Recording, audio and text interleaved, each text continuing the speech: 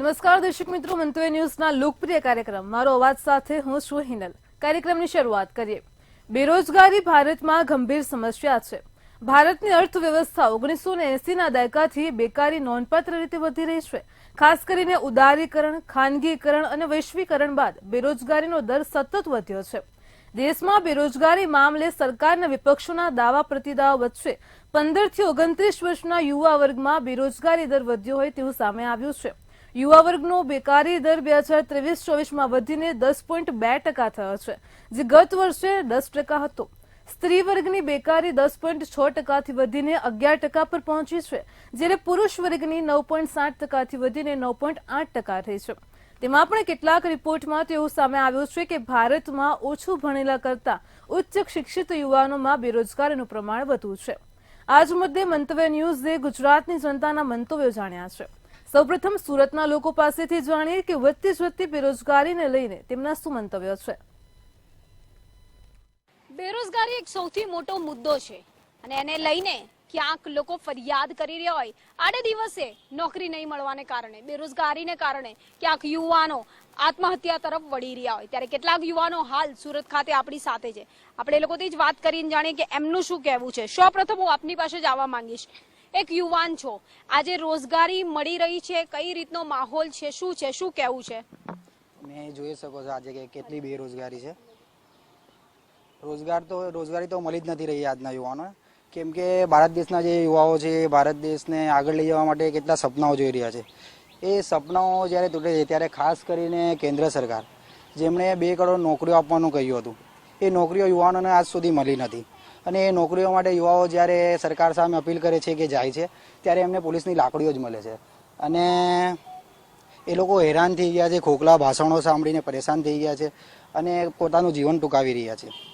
અને તમે જોઈ શકો છો છેલ્લા 10 વર્ષમાં કેટલી બેરોજગારી વધી ગઈ છે. 10 વર્ષ પહેલા પણ 10,000-12,000ની નોકરીઓ યુવાઓ કરતા હતા.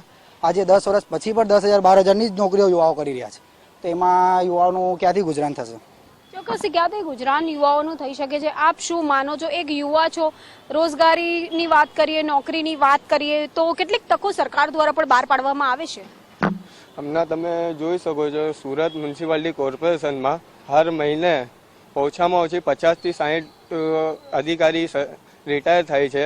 પણ અત્યાર સુધી તમે એના ઉપર જોઈ શકો છો કે મ્યુનિસિપાલિટી કોર્પોરેશન અત્યાર સુધી કેટલી વેકેન્સી બહાર પાડી છે. વોર્ડ વાઇઝ જોવા જાય તો એક વોર્ડમાં ઓછામાં ઓછા 12 થી 13 માણસોની ખપ છે. મ્યુનિસિપાલિટી કોર્પોરેશને ભરવા માંગતી નથી.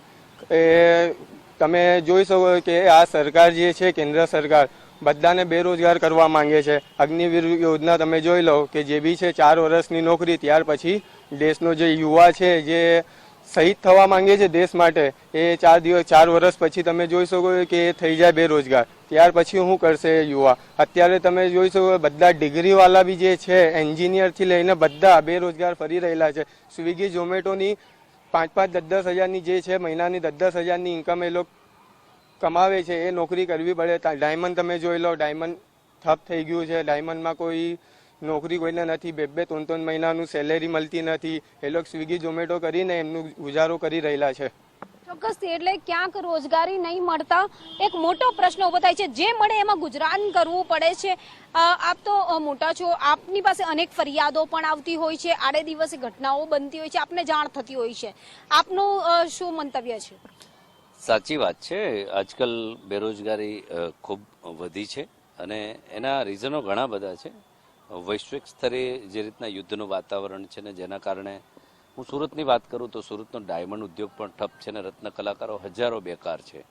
અને અન્ય પણ સરકારના જે કંઈ વાયદાઓ હતા નોકરી આપવા બાબતના, કરોડો નોકરીઓ, એ પણ ક્યાંક ને ક્યાંક સરકારે એની અંદર ફિલફૂલ નથી થઈ.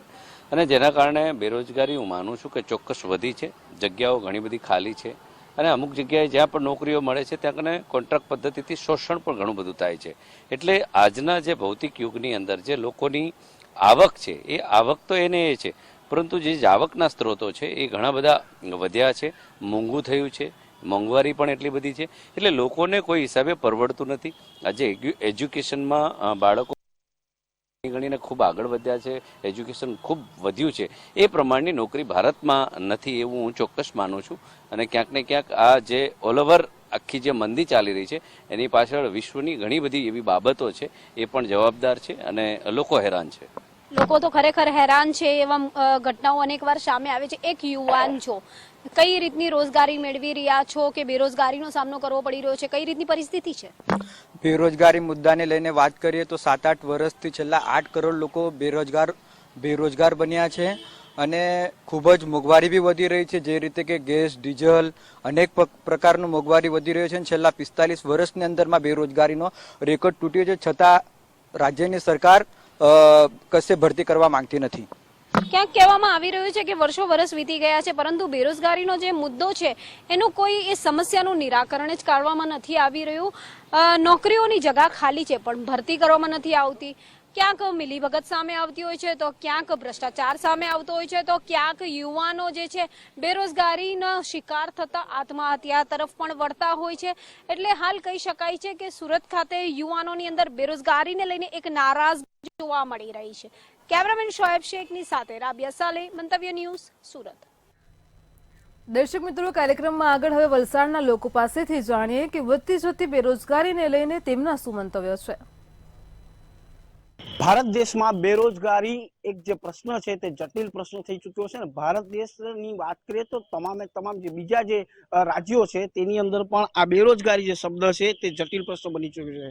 બેરોજગારીના કારણો ઘણા હોઈ શકે છે. વાત કરવા તો ભારતમાં બેરોજગાર એવું નથી કે આ બાબતે પૂરી દુનિયાને લાગે છે. ભારતમાં દેખાડો એટલા માટે થાય છે કે બધાને સરકારી નોકરી જ કરવાની છે.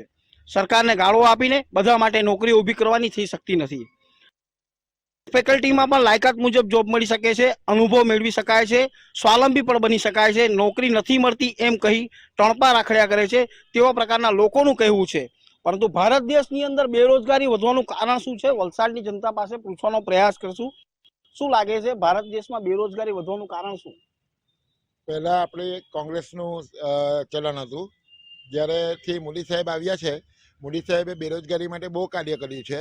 પણ એક તકલીફ એવી છે કે જે બેરોજગાર છે તેના સુધી માહિતી મળતી નથી. એટલે મોદી સાહેબને મારી એક વિનંતી છે કે એના માટે એક ટીમ બનાવો અને બેરોજગાર સુધી એ લોકો પહોંચીને એમને એપ્રોચ કરે તો આ બેરોજગારીનો એક મુદ્દો દૂર થઈ શકે. કેમ કે મોદી સાહેબે બેરોજગારો માટે લાખોને હજારોની સંખ્યામાં જગ્યાઓ પાડી છે, પણ એમનું જ્યારે એમની પાસે ડેટા નથી હોતો કે આ જગ્યાએ ભરતી થવાની છે, આ જગ્યા આટલી 10 પાસ કે 12 પાસ કે ગ્રેજ્યુએટની નોકરી મળી તેવું છે. એટલે મારે એટલું જ કહેવાનું છે કે જે સંચાલન કરે છે તે લોકોને મારી એટલી અરજ છે કે તમે છેડાના માણસ સુધી, બેરોજગાર સુધી આ માહિતી પહોંચાડો. બેરોજગાર સુધી જે માહિતી છે તે પહોંચતી જ નથી. આપનું શું કહેવું છે? બેરોજગારી શું કારણ વધી રહી છે?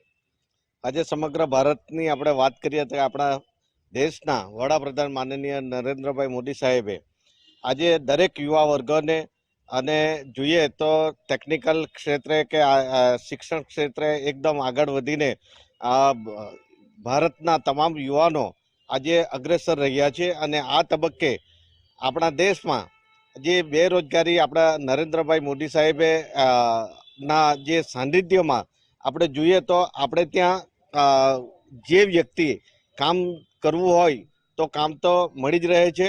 અને આ તબક્કે સરકારી દરેક યુવાઓને શિક્ષણ, દરેક યુવાઓને સરકારી નોકરીનો વધારે ખેસ હોય છે. પરંતુ સરકારી નોકરી કરતાં પણ અત્યારે આપણે પ્રાઇવેટ કંપનીઓમાં છે, પોતાનો સ્વાવલંબી ધંધા, ઉદ્યોગો, ગૃહ ઉદ્યોગો કરીને બી પોતાનો સારી એવી વ્યવસાય કરીને સારી એવી આવક પ્રાપ્ત કરી શકે છે. પરંતુ યુવાઓમાં અને દરેક બેરોજગારોને એવું છે કે તૈયાર આપણને ગવર્મેન્ટની નોકરી મળવી જોઈએ, પરંતુ આ ગવર્મેન્ટની નોકરી મેળવવા માટે પોતે એજ્યુકેશન પ્રાપ્ત કરેલું હોવું જોઈએ. અને આ તબક્કે મારી સમગ્ર યુવાઓને વિનંતી છે કે આપણે સરકારી નોકરીની પણ આપણે પ્રયત્ન કરતા રહેવાના જોઈએ. અને પ્રાઇવેટ કંપનીઓ, લિમિટેડ કંપનીઓ અને સરકારી સંસ્થાઓમાં પણ આપણે સાથે સંકળાઈને આપણે કામ કરી શકીએ તો આપણી આ બેરોજગારી દૂર થઈ છે.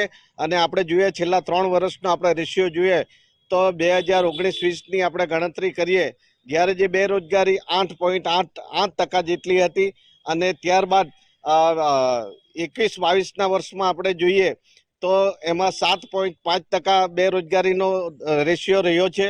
અને હાલમાં આપણે જોઈએ તો 6.5% રેશિયો રહ્યો છે.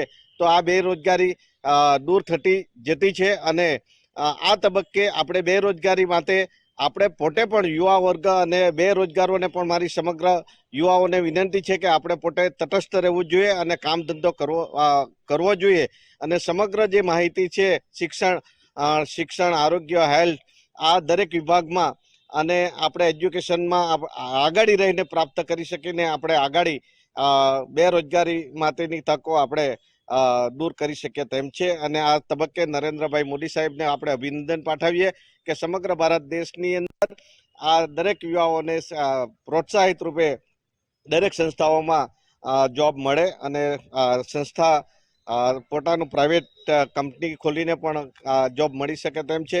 અને એટલું જ કહું છું, મારા વિસ્તારની અંદર જીઆઈડીસી આવી છે. જીઆઈડીસીમાં પણ ભરતી ચાલુ છે. તમે યુવાઓ જે કોઈ વ્યક્તિઓને કોઈ તકલીફ જણાતી હોય તો મારી પાસે આવો. હું આપને દરેક સારી સંસ્થાઓમાં મુલાકાત કરાવીને પોતે અને જોબ મળે એના માટે હું પણ કરીશ. મોદી સાહેબ આખા દેશની અંદર આ જો કાર્ય કરતા હોય તો આપણે આટલી સેવા પણ આપણે કરી શકીએ તેમ છે. તો આ તબક્કે મારી તમામ યુવાઓને વિનંતી છે કે આ તબક્કે સમગ્ર ભારતની અંદર આપણા સમગ્ર રાજ્ય, ગુજરાત રાજ્ય હોય કે વલસાડ જિલ્લો હોય કે વલસાડ તાલુકો હોય તો આ તાલુકાની અંદર આપણે ત્યાં પણ આ જોબ મળી શકે છે. અને જો કામ કરવું હોય તો બધું જ આપણને થઈ શકે તેમ છે. પણ જો આપણે અહીંના જે યુવાઓને શરમ લાગે છે કામ કરવાની અમુક કે દરેક ધંધા રોજગાર માટે વેપાર ધંધો કરી શકાય તેમ છે, તો આ ધંધે પણ હું સમગ્ર યુવાઓને વિનંતી છે કે નોકરી કરતાં પણ તમે વેપાર ધંધામાં તમે વ્યસ્ત થાવો અને રોજગારી મેળવો એવી હું શુભેચ્છા પાઠવું છું. અસ્તુ. જય જય ગરવી ગુજરાત. ભારત માતા કી જય.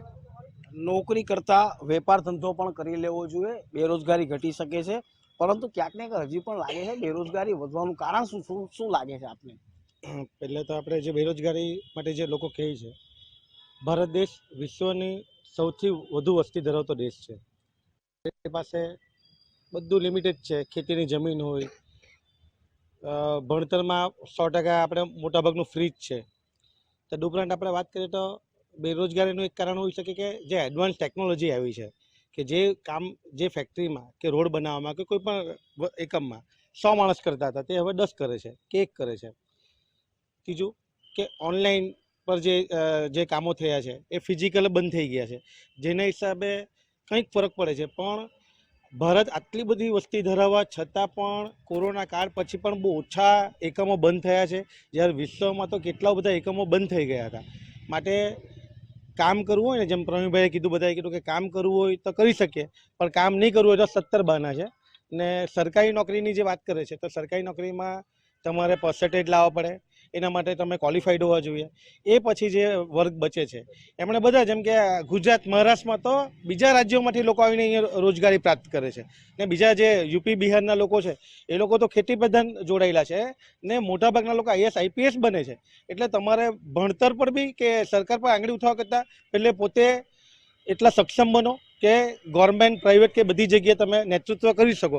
સરકાર પર બ્લેમ કરીને કોઈ મતલબ નથી. તો બેરોજગારીના કારણો અનેક એવા વલસાડ વાસીઓ પાસે આપણે જાણવાનો પ્રયાસ કર્યો હતો. મયુર જોશી, મંતવ્ય ન્યૂઝ, વલસાડ.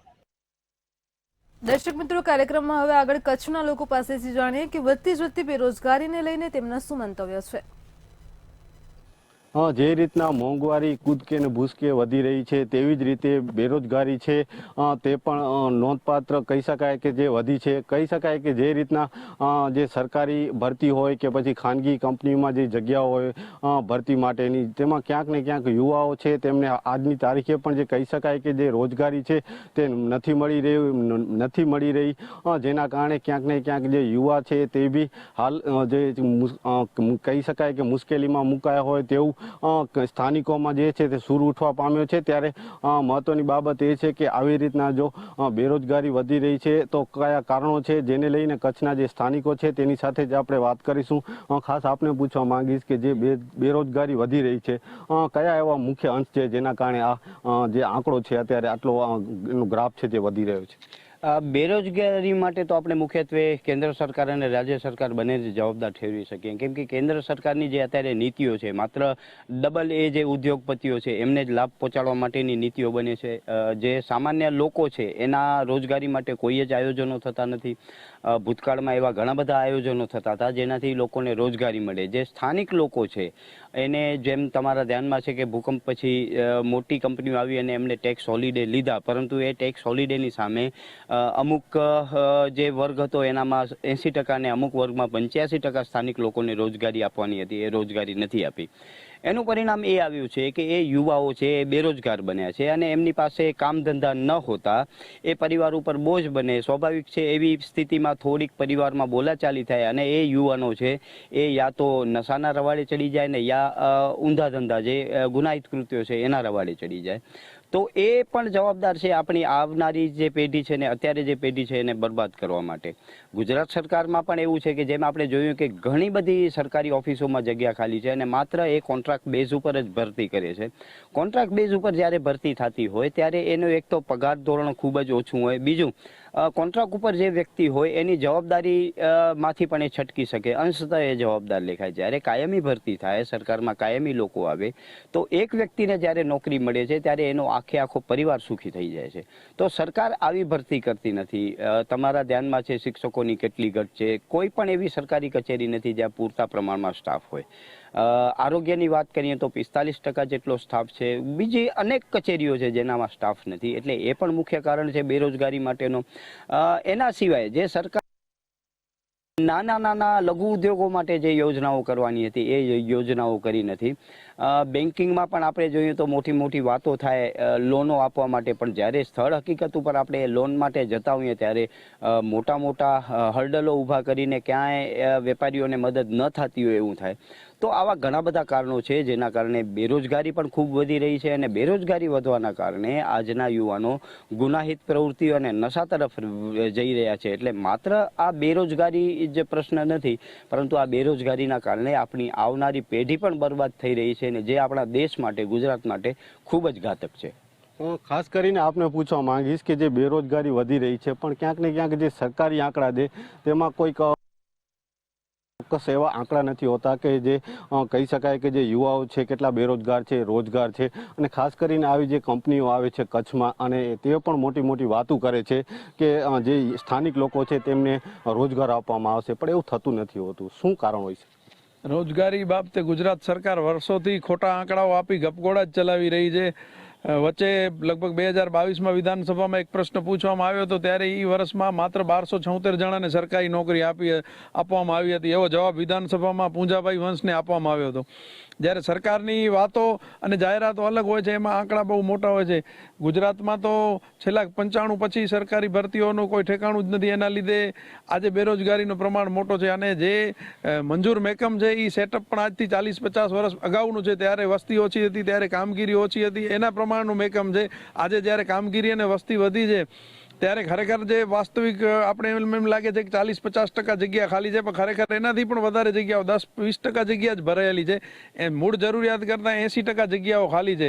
અને જે જગ્યાઓ ભરવામાં આવે છે, નાની જગ્યાઓ તો સાવ જે ડ્રાઈવર પટાવાળા એ તો કોન્ટ્રાક્ટ બેઝ ઉપર કરવામાં આવી છે. ભાજપના મળતિયા લોકો છે એ કોન્ટ્રાક્ટ લઈ રહ્યા છે અને યુવાનોનું શોષણ કરી રહ્યા છે. એટલે જે યુવાનો પૂરતું ઉચ્ચ શિક્ષિત નથી એમના માટે તો સરકારમાં કોઈ રોજગારીની તકો જ હવે રહેવા પામી નથી. ખાસ કરીને એવા કયા મુખ્ય પરિબળ છે કે જેના કારણે જે બેરોજગારી વધી છે? તો આપના લેવલ પ્રમાણે જે વાત છે એ કે જે રોજગારી ક્યાંક ને ક્યાંક તેનો જે અંશ છે તે ઓછો થાય, શું કહેશો? બિલકુલ, સરકારની જે છે સરકારની નિષ્ફળતા છે એના લીધે બેરોજગારી વધી રહી છે. વર્ષ 2022માં 2000ની સાલ કરતાં ડબલ જેટલો બેરોજગારોનું પ્રમાણ વધી ગયો છે. 34%ની આજુબાજુ આંકડો હતો 2000ની સાલમાં, એ 2022માં 70%ની આજુબાજુ પહોંચી ગયો હતો. અને કેન્દ્રમાં મોદી સરકાર આવ્યા પછી એના મંત્રીઓ અને એમને એ પોતે પણ જે રીતની વાતો કરે છે કે મેં આટલા વર્ષ ભિક્ષા માંગીને ખાધો, મેં ચાય વેચી છે, અને એમના નાણામંત્રી કહેતા હોય કે પકોડા વેચવા એ પણ એક ઉદ્યોગ રોજગાર છે. એટલે એ લોકો યુવાનોને ખબર નહીં કઈ દિશામાં લઈ જવા માંગે છે. આના લીધે બીજા દૂષણો વધી રહ્યા છે. યુવાનો ખોટા માર્ગે વળી રહ્યા છે. અત્યારે કચ્છમાં આપણે જોઈએ તો દારૂ, ડ્રગ્સનું વેચાણ, એવા જુગાર, એવી તમામ સટ્ટા, તમામ પ્રવૃત્તિઓ થઈ રહી છે. એના પાછળનું એક મોટું પરિબળ બેરોજગારી પણ છે. જે રીતના યુવાઓ છે તેમને સમયસર જે કહી શકાય રોજગારી નથી મળી રહી, જેના કારણે ક્યાંક ને ક્યાંક યુવાઓ છે જે યુવાધન છે તે બરબાદ થઈ રહ્યું છે, ક્યાંક ને ક્યાંક નશાના રવાડે પર ચડી જાય છે તેવું સ્થાનિકોનું કહેવાનું છે. મહેન્દ્ર મારું, મંતવ્ય ન્યૂઝ, ભુજ. દર્શક મિત્રો, મારો અવાજમાં હાલ આટલું જ. કાલે ફરી મળીશું એક નવા મુદ્દા સાથે, તમારા અવાજ સાથે. ત્યાં સુધી જોતા રહો મંતવ્ય ન્યૂઝ. નમસ્કાર.